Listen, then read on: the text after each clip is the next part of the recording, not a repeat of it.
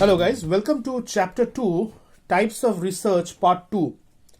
In our previous video, we have discussed about the concept of descriptive research versus analytical research, applied research versus fundamental or basic or pure research, and we started on our discussion with reference to qualitative and quantitative research. Today, we will move on from the topic of qualitative and quantitative research. Now, if you remember, what was the major difference between qualitative and quantitative research? Now, in quantitative research, as I said, it would be a data-oriented research where we measure and compare past record or information or data and we try to project for a future period. And we have highlighted an example of forecasting. We will come down to this particular point. If you check the classification diagram, quantitative data can be classified under two heads, descriptive research and causal research. This is a part of research design which we are going to discuss in chapter 4. Now, descriptive research where we can collect data from a survey or observation for quantitative, as well as there is a causal research or causal research. Now, what is this causal research, or what we term it as an experimental data? It talks about cause and effect relationship. I'll just give you an example. An automobile company, a four-wheeler automobile company who is looking forward to advertise a particular brand of cars in the market. Now, these four-wheelers, now a consumer who normally chooses a four-wheeler, there might be more than maybe 10, 15 factors why a consumer prefers a particular brand. Now, the choice depends on maybe the price of the car, the design of the car, the color of the car. To be much more technical, it might also depend upon the engine capacity, the mileage, the sitting capacity, how many people can sit inside that particular car, existence of the in-house service provided by the company. So there are many factors on which it might depend. So if a company wants to advertise, they cannot highlight all factors. They are required to highlight only few, 2, 3, 4 important factors. Now they are required to study. So here comes a concept which is known as a cause and effect relationship. In causal research, basically we try to find out the cause and the effect. So what are the factors which are essential? Now I understand that all the factors are essential. But among the factors, there might be 1, 2, 3 factors which are absolutely of great importance from the point of view of consumer, why they prefer to buy a car or which particular car. So what we decide? We take those 3 points into consideration or 3 factors into consideration, and we put those 3 factors in our advertisement design, advertisement copy, and we try to highlight those points. So this is a pure example of a quantitative research based on certain data, based on certain statistical analysis. We come up with certain points, certain factors, and out of 15 factors, we only select those 3 factors and we put it in the advertisement, highlighting only those 3 factors. The next comes is qualitative research. If you remember, we mentioned that this type of research aims at discovering the underlying motives and desire. Now, one required to understand what I mean by underlying motive and desire. See, if you go to the classification, again this will be discussed in details in chapter 4 of chapter 5, where we will discuss research design. Now, qualitative research can be classified under direct or non-disguised or indirect disguise. Now, we have to understand what is non-disguised and disguised. I will not explain in a detailed way right now. While we discuss research design, we will be discussing. Now, non-disguised means I ask you direct. It's not disguised. Non-disguised means I ask you direct question. So I place the question in a focus group where there is 5, 6, 7, 12 people out there, and straightway I put a particular question there. Whether we want to use Chinese apps in our mobile phone, let the focus groups discuss, and I will take down the points. Or else something like one-to-one depth interview. Now, why one-to-one depth interview? Now, there are situations where we do not share information even with our friends, or even with our parents. Now there are companies, there are marketing houses who wants to gather this kind of information. I'll just give you an example. Paras Pharmaceutical. Paras Pharmaceutical, say for example, they brought in two products like EDUINFO and Ringguard. Now I hope as consumers, I will not give you quantitative data that I had a problem relating to itching. So this is a pure example of qualitative research which the company has done and brought in products for the market like EDUINFO and Ringguard, which are the highest sellable brands or products in the market. So qualitative research can either be non-disguised, where I ask you direct questions, or else it can be indirect or disguised. That is what is said to be a projective technique. I don't ask you direct question. I ask you always indirect questions. I'll just give you an example. Now, there are lot many techniques which has been given, and those techniques will be discussed while we discuss research design. Here, I want to highlight about two important things. Say, for example, I want to know about customer service. Who are the retailers who provide the best of services in Kolkata, say, for example? And I will say bad service, 1 point. Second point, very good service. And you require to answer me the name of a store. So once I say very bad service, somebody said Big Bazaar. And if I said very good service, somebody said Pantaloons. So from here it's clear that that particular respondent wants to say, with reference to customer service inside the store, that the service delivered by Big Bazaar, there is a problem. Rather, the customer is compatible, happy with the level of service given by Pantaloons. So this is something an indirect kind of a questionnaire. Secondly, there are certain construction techniques like I will ask you, okay, if say for example, if your friend has gone to a particular store, not you, your friend has gone, and there has been a question asked to you, it is like a cartoon test kind of thing. A question has been asked, why you don't prefer to go to Big Bazaar? And there is another cartoon which is your friend who is going to speak. So it's like a fill in the blanks. You require to fill it up. Now, why you don't prefer to go to Big Bazaar? I have asked. And my friend is answering why he doesn't prefer to go to Big Bazaar. If such kind of things has been asked, what happened? If you are writing on behalf of your friend, you will of course pass on certain information about your personal mindset with reference to why you don't prefer to go to Big Bazaar, or what is the problem with Big Bazaar that you don't prefer going to that particular store. I hope you have understood what is the difference between the qualitative and quantitative research. Let's come down to the difference now. So the difference states, so as the first point we said, if you remember, that qualitative research, the underlying reason and motivation is what we try to find out, mostly behavioral. Rather on the other side, it is more data oriented, and results from a sample, we collect a sample from the population and we study that. And we use certain statistical tool in quantitative research. Normally, a qualitative research, the sample size is very small. Rather, in a quantitative research where we do a survey or we do observation technique, the sample size is compatible very big. Now, if you have made a questionnaire, then quantitative research will be much more structured compared to qualitative, behavioral, depth interview, asking a person can answer anything.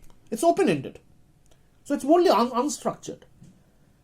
Related to the data analysis point, as I said, qualitative research will be non-statistical in nature. Rather, quantitative research, yes, you can apply statistics. So before you start on with your research, it will be, the step one will be qualitative research, where you develop the initial understanding. What all things should be asked in the questionnaire? So what all things should be asked in the questionnaire? Before making the questionnaire, you require to do some qualitative research to understand what are the important points. Then you put those points in a questionnaire, do the survey, and then you do the quantitative research, and then you come up with the final course of action and recommendation. So I hope you have understood the difference between the qualitative and the quantitative research. So let's move on. Our next point of discussion will be with reference to the classification on conceptual research and empirical research. Now, conceptual research says that it relates itself to abstract ideas, concepts, or theory. It results in developing a new concept or reinterpretation of an existing one. Now, what it means? Abstract idea, concepts, or theories which are already in existence. So, either you reinterpret that particular theory or model which is already there, given by someone, or else you add some new concept in the body of knowledge. I'll just give you an example. From point of view of brand management, Acre's brand equity model. Now, Acre already has given a brand equity model. It comprises of 5 different brand parameters or dimensions in brand equity. Now, you can study brand equity on automobile sector. You can study brand equity on agri-food sector. You can study brand equity model on electronic sector. So, what I'm doing basically, I'm reinterpreting the idea, concept, or theory or the model in various different product categories. So, consumers do not buy products, they buy a brand. Now, this is a universal fact. This is a universal model. So, this is a theory which is already applicable in the market. On the other part, what is an empirical research?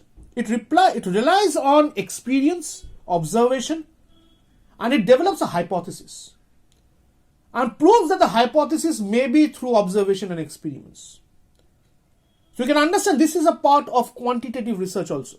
So empirical research is more towards quantitative. Now what is being said? It relies on experiment, experience and observation.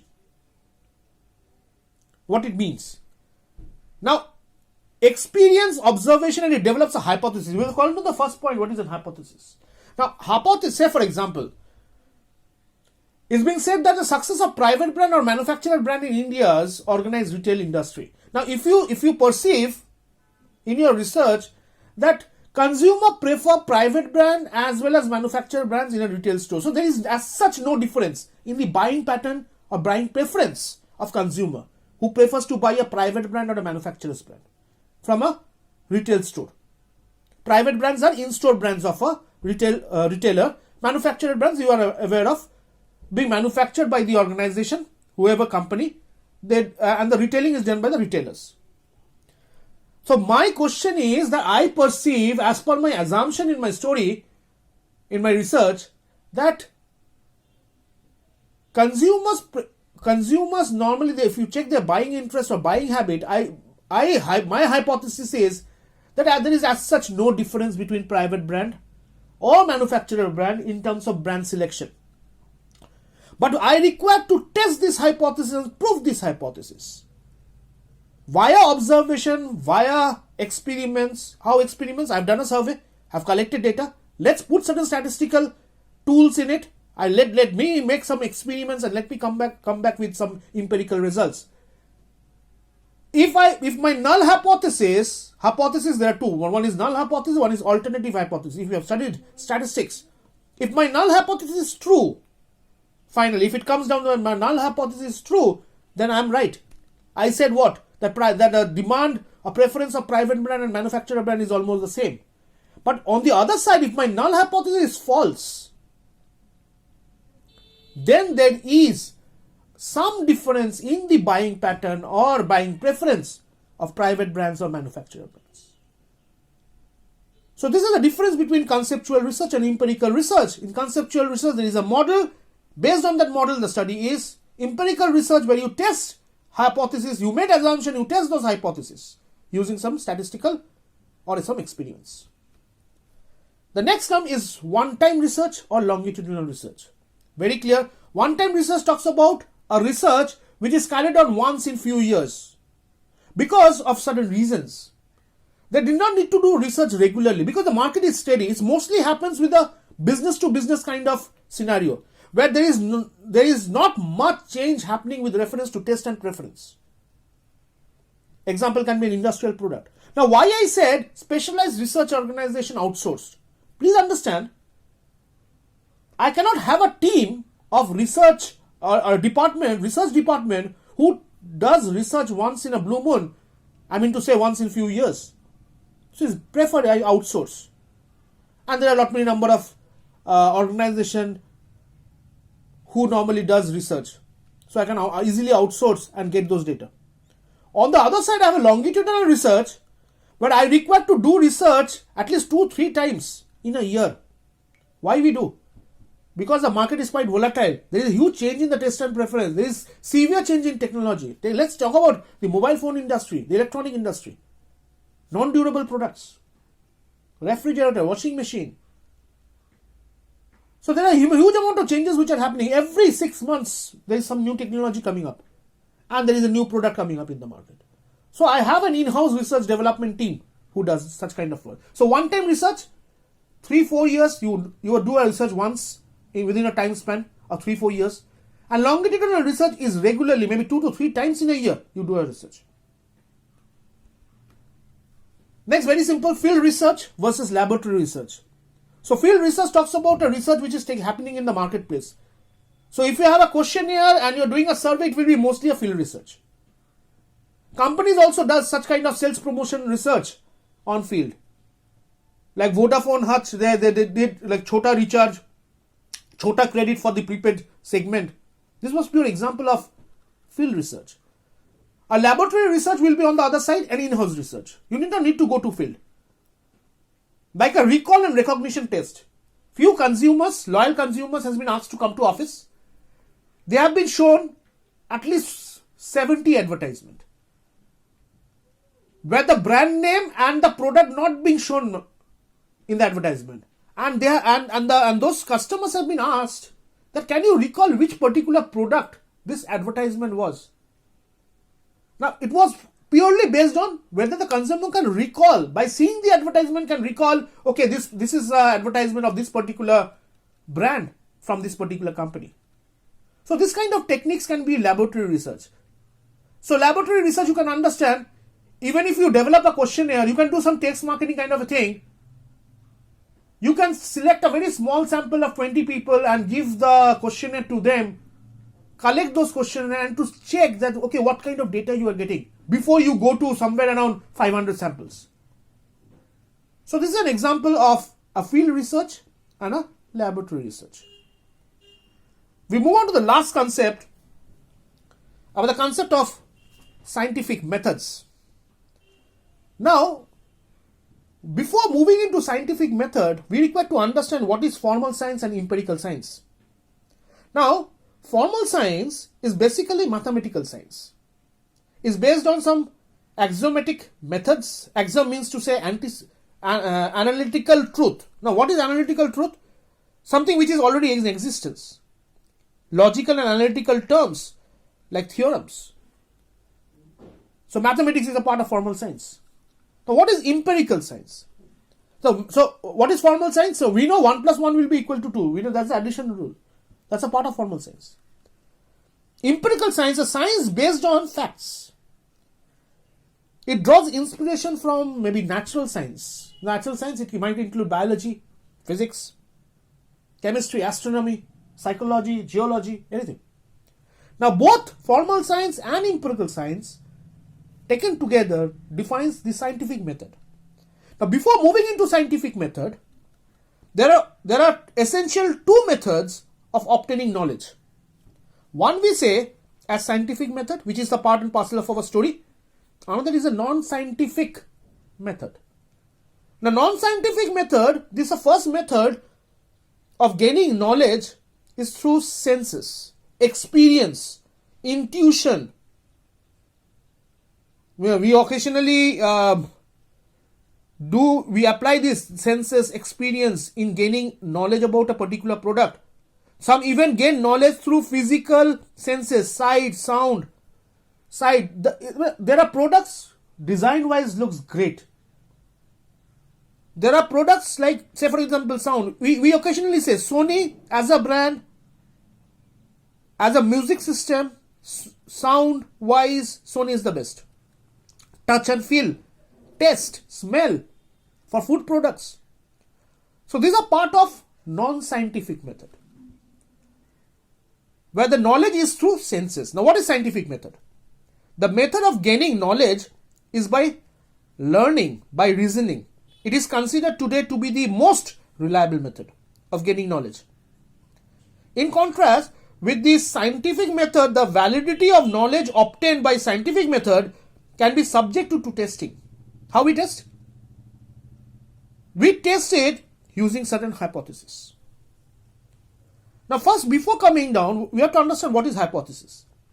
It is said it is a tentative assertion of a relationship between factors or events or among variables that is subject to verification or rejection. If you remember just few minutes before I discussed this, that my hypothesis was that private brand and manufacturer's brand, the buying pattern, the buying preference of consumers are same. So I require to verify that to prove my null hypothesis, or else there is a chance of rejection of my null hypothesis. So before coming down to the scientific method definition, we also require to understand another important concept, which is known as deductive versus inductive logic. Now what is deductive logic? It is a process of reasoning from general condition or premises using assumption to specific conclusion. We establish a set of assumption about condition and, say for example, behavior to arrive at conclusion through logical processes. So what is deductive logic? Deductive logic is that I create some assumption and I test those assumptions. What is inductive logic? It is reasoning from the specific outcome to a generalized conclusion. Now what it means? This is usually done by obtaining many individual experiments, here comes the hypothesis, and cases to formulate a general conclusion.